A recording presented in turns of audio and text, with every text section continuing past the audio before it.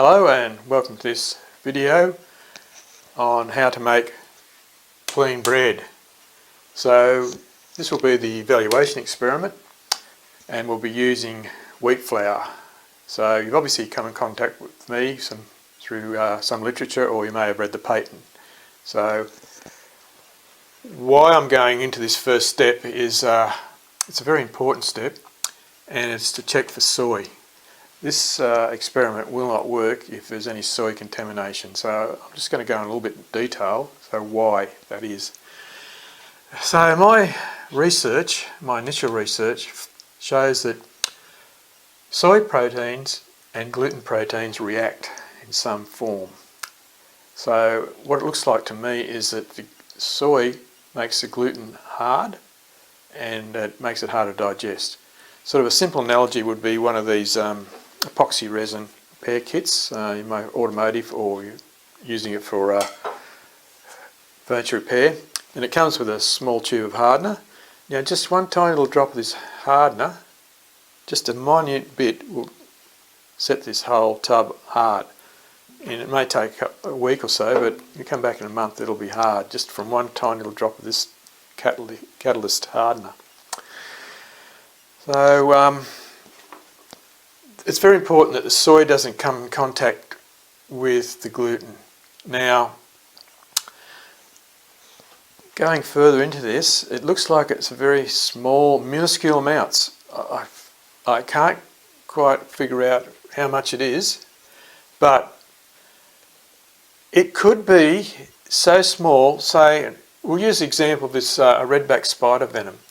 Now, redback spider, which also known as a black widow in other countries, its venom is only 0.1 milligram, which is probably just enough to coat the tip of a pin. That's a common dressmaker's pin, with a tiny little pin, just a tip. In 5 litres of human blood, that's after it gets through the skin and it's got to get through the thickness of it, and they've got tiny little fangs, they're not huge, so just depositing that tiny bit, filtering through all the skin layers, and it can make someone very sick or in fact kill them. So it could be that one soybean in a bag of wheat could harden the gluten protein, or it could even be one soybean in a field of wheat could harden it. That's the catalytic strength of this soy that I've found. Again, it's my own research and hasn't been peer reviewed. So the uptake of this introduction is be very, very careful, and tell your laboratory, everyone in your lab, that all containers be carefully washed and make sure there's no soy contamination on anything, bowls, mixing apparatus or whatever. So that's a very important step for this experiment to work. Okay, so we're up to step 2. Quick before we go on to step 2, just mention about step 1, following on from that soy. I might have given the impression there's something wrong with soy. As far as I know, there's nothing wrong with soy. It's very nutritious, and I don't believe there's anything wrong with it. It's just that I found some linkage. This linkage, the fact that soy protein can vulcanise wheat gluten protein into sort of a rubbery compound, which makes it harder to digest. Sort of like a catalytic, like I mentioned before, a catalytic conversion. So as far as I know, it may not happen or does not happen with rye protein or oatmeal protein. So it's only with gluten I've discovered my research has been. Right, now let's follow on to step 2, increase our resistant starch. As you'll notice in our demonstration, we have our loaf of bread that's been frozen for 12 hours, and we're now trying to capture and lock in as much resistant starch as we can get to increase our resistant starch yield. So quickly, what is resistant starch? Well, I guess before we go on to what's normal starch, the moment we consume normal starch, the moment it hits the saliva in our mouth, it starts breaking down. It starts breaking down into those long chain molecules, goes from a monosaccharide into glucose, which goes absorbed straight into your body, And by the time it goes through your small intestines, you've virtually had that slice of bread has gone straight into sugar, so you may as well just consume a handful of sugar. Now, resistant starch is exactly what it is. It resists the breakdown of sugars until the large intestine. So therefore, we can consume it and it resists digestion all the way down into the large intestine, where the bacteria, the good bacteria that we're after, can digest it and break it down into those compounds that we need for anti-cancer and digestive enzymes. So that's what we're after, to try and increase our yield of resistant starch and create that maximum return from it. Now, resistant starch has a thermal decomposition range, roughly 20 degrees to 120 degrees Celsius. And it's virtually in layers, so an outer layer breaks down first, then your next layer towards you get to centre. Now, the resistant starch that we're after is this in this 20 degree zone. So our body operates at 37 degrees Celsius. So by the time it's reached our body and it's in our mouth, we've lost that really good 20 degree zone, because this is the zone where that good bacteria that we're after this is to give us our maximum yield for the anti-cancer and high digestive compounds. So normally we would have lost that the moment it hit our 37 degrees, but by pre-digestion method we take that, we pre-digest it before it gets into our body and reaches that 37 degrees Celsius. So I think now we'll move on to actually showing you how to make the PLeane bread just from a normal loaf of bread. So here we go.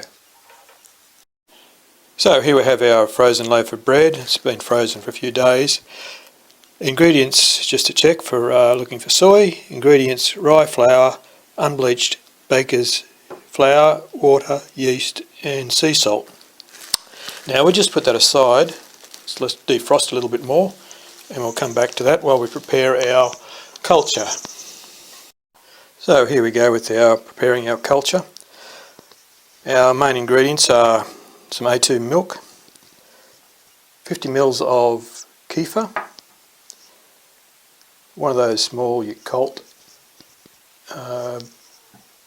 yogurty cultures, a spoon, our thermometer and our platinum strip. So what I do is I just basically, for this culture, which everything's virtually commercial, these are all obtained from a local supermarket, so everything here is authorised. However, you are dealing with live cultures, so that's up to you whether you want to go ahead and consume this product after it's been prepared. I take no responsibility, but seriously, this is all commercial. So I just add my Yakult. There's lots of cultures in these. They're quite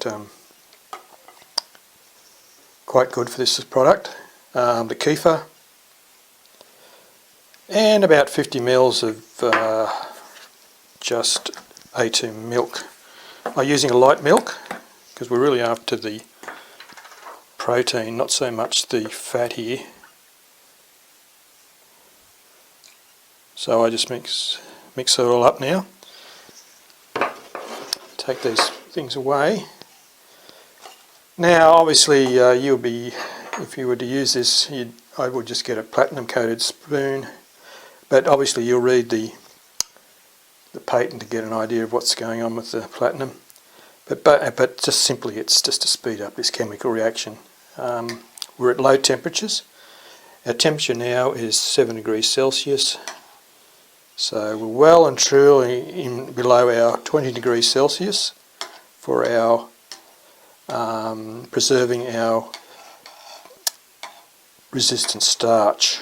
So I just usually like that, mix that up and just check the temperature every now and then, making sure I don't get above 20 degrees. So I'll just let that go for a bit and I'll come back and we'll start the video again with preparing the loaf of bread. So we're climbing up now to 18 degrees Celsius. Our culture has reached. Getting close to 20 degrees, but we can go over a bit. And bearing in mind we have a frozen, partly, well, it's thawed out, but it's very cold loaf of sourdough bread. This is made by one of our local artisans, and I quite like the taste, so it's got no nasties in it. So now basically what I do is I just crack open this loaf,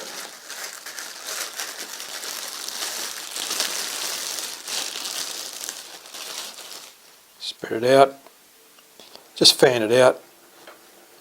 As you can see, it's slightly stuck together. I just fan this out in a sawtooth configuration.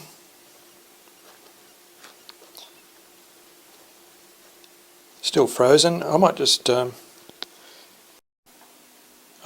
fanned that out a bit better. I just had to wait a little bit more till it defrosted, but that was good that you've seen that. It was slightly sticking. That's about how optimum you want the bread.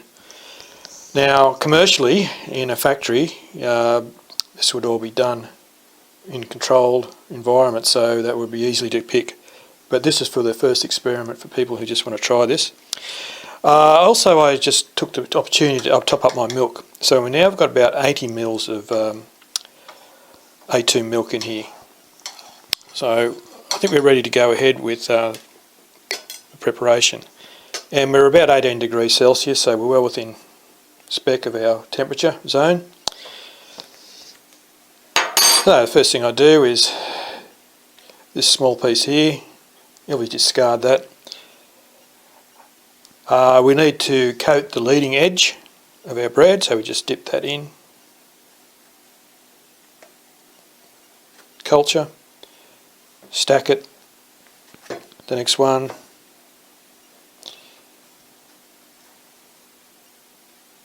So obviously if this was a square loaf it'd be dead easy. I don't use a separator, but commercially, again, this is you guys are want to see this done for a factory and commercially produced, it would need a separator, I'd say, but I don't use one because it's just as easy to run a sharp knife through them. It'll go mushy, as you'll see when this is paired. I might just stop that and check that my video is going right. Okay, all good with the video. Now, good thing I did stop it, because you might notice that milk is virtually soaked straight in. That culture and milk is almost soaked straight in. It's about halfway at this stage. We'll now catch up to this leading edge here. So that's about the right amount for producing at factory. Now in a factory probably maybe you spray it, I don't know, this is beyond me. You bread makers will know this better than I will, how to do it. This is all new, no one's ever done this, so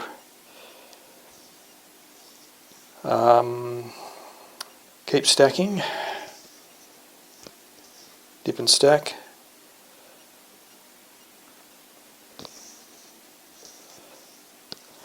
Now that platinum strip should be working pretty well, and it's obviously reset all those enzymes that were converting a milk protein. They are now they have to go and make a bread protein. So I'm just running the knife through that just to break it up a little bit, but we're so close to frozen, not being frozen, not funny. Again, so there's our stack.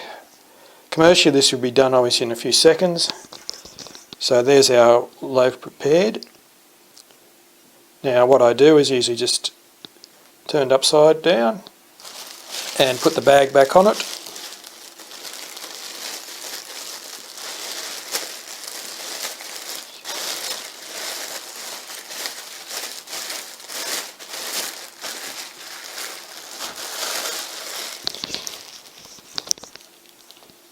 Wiping the table a bit.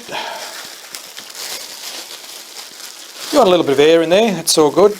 Remembering this is bacteria that you need plenty of oxygen for. Now I rattle the bread a bit because I'm not using a separator. I don't want it too tightly bound. You could actually squeeze these up real tight and you could lock those, but I want the air to get through into those pieces, between the pieces. Now you might notice I've got quite a bit of, I probably overdid my culture, but I didn't want to run out during the video, so there we have it. There's basically our first prep for the bread, and I usually leave that anywhere between 1 and 5 days, sometimes even 6 days. So let's come back and we'll show you how to do it with the sandwich press. Okay, so here we are, ready to do the sandwich press test.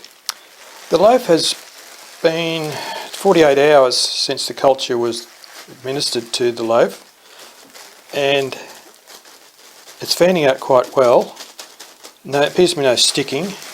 So remember earlier I was mentioning about the divider to keep the slices from sticking to each other, but I think if it's fanned correctly, possibly in a commercial situation, I believe you could bypass the divider. Let's just take one piece out.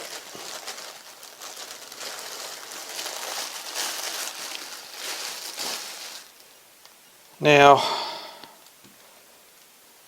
the consistency is moist, possibly this side is a little bit moister than the other side, but to me the culture has penetrated well into the bread itself. To me it looks like the bottom is wetter than the top,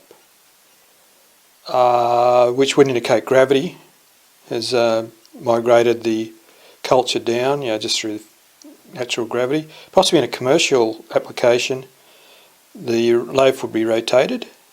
That would make sure that the crust was subjected to the culture as well. I think would help with this distribution as well, rather than spraying the outside. The crust needs to be moistened, it has to be subjected to the culture somehow, but I think rotating it would be the solution. But anyway, that's moist. To me, the culture has penetrated that outer edge, certainly down the bottom and around the sides, yes. I can't think I can add any more to this. I had some this morning, and to me it was as delicious as ever. And I also had some yesterday for breakfast, which was 20 hours after the culture was administered. I must admit it did have a slight bready smell yesterday, but today, no, I think the bready smell is totally gone. Oh, okay, I'll just stop the video now and we'll go to setting up the sandwich press. For the sandwich press, you can either use butter or olive oil. I wouldn't use any other oils, just as I'm not, I have done experiments with other oils, but to me butter and olive oil serve perfectly as the fat soluble solvent. So I would use roughly 5 mils border of a block of butter. That's to do 1 slice of bread. If you're probably trying to lose weight, probably double that. It may not absorb any more butter, but if you want to lose weight, probably add more butter, because that'll stop the sugars being absorbed. So obviously you think the other way around, lose weight, you add more fat, gain weight, you lessen the fat. So your fat to carbohydrate ratios is very important. So Now the objective here is to melt this butter into just at the point where it's melting, to create our fat soluble solvent.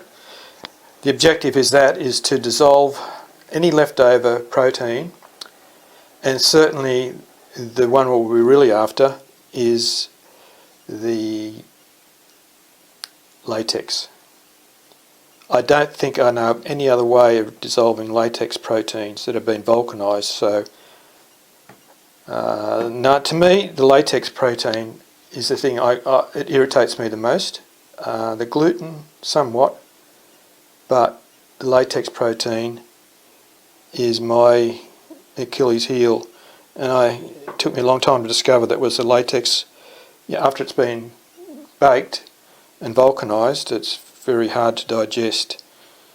I don't quite know the ratio, but I would estimate it could be something like a small section of rubber band, probably 10 mils long, that you'd be sort of digesting every day. So we're adding our butter now. Now I usually let the butter just melt till it's reached a liquid all round. I don't like to let it burn to a yellow or a brown colour. So now we've just got our perfect oil.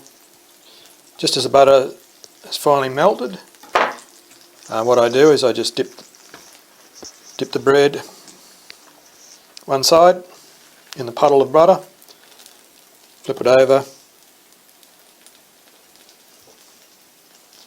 trying to coat as much as I can. So both sides are now coated in butter or olive oil, depending on your preference. Close that. And those oils now are bubbling through, dissolving the leftover latex and herbicides, pesticides, all those oil-soluble compounds that the bacteria couldn't get to. So just checking that every now and then. I wouldn't have checked this, it's just that it's a video. Slightly going golden brown.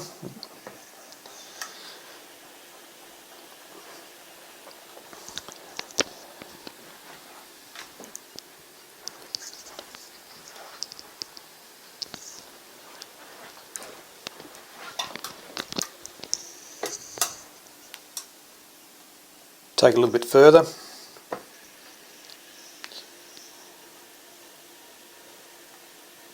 Depending on your sandwich press, may need just be rotated. But hopefully you can see all that butter has been absorbed now into the slice of bread. There's very little on the other side around the sandwich press, so very little has been wasted.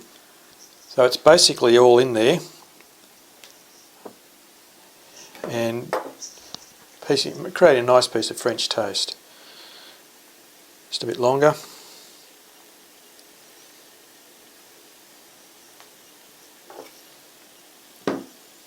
And I'd say, depending on your preference, if you like French toast a little bit done, round, to me that's about perfect for me. So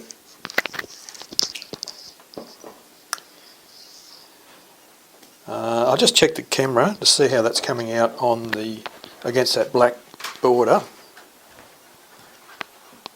Oh yeah, that looks very good. That's very good.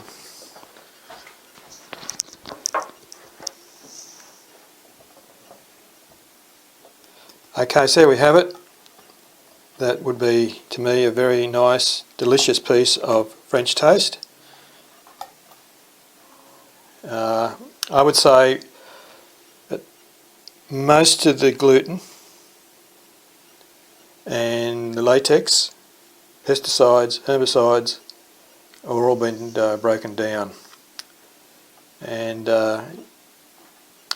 depending on your sensitivity to gluten, possibly leave another, the longer you'll leave it, the more chance you'll get for the bacteria to break down the gluten protein and the latex proteins.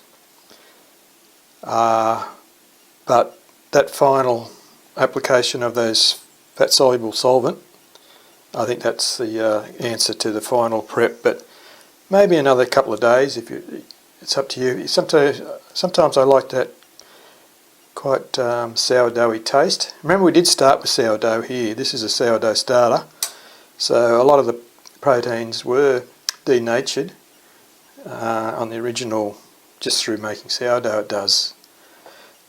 But to me, I sort of like that sourdoughy taste. So if you did start off with just a slice of white or wholemeal bread, then I would take it to 4 days, just to give you that nice bit of taste to it. So, all right, now I think we'll just discussed enough here. So we'll go and sum up now on the blackboard and finish up. See you at the blackboard. Okay, we'll just sum up now. Step 1, we've almost is irrelevant. It just depends on the soy if soy was in the bread. This again is my research, but I think we should focus really on the increasing the resistant starch. We've seen how that was done. The resistant starch and the digestive enzymes. If you want to know more about the digestive enzymes, that'll be in the patent, or just contact me, how they're made. The sandwich step, sandwich press, you've seen the final breakdown of the gluten, the latex and the pesticides using that oil-soluble oil solvent. So I guess the summary of this is, now we have a slice of bread that's virtually been pre-digested, which is what PLeane bread is all about, pre-digesting the bread. So by the time you consume this bread, it comes on board with all the necessary digestive enzymes, and most of the gluten, latex, pesticides, herbicides that people are sensitive to are being greatly reduced or eliminated. So if you're interested in coming on board with this commercialising this product further, please contact me on the email below this video. And if you'd like to go ahead in some form, the patent at this stage is just a provisional patent, which allows me to establish priority and allows the people, to take it to a full patent. Anyone wants to go on board with me in a full patent, it's just a matter of adding those names, and the product goes from there. So okay, well anyway, thanks very much for watching this video, and hopefully if any questions, please contact me on the email provided. Thanks again.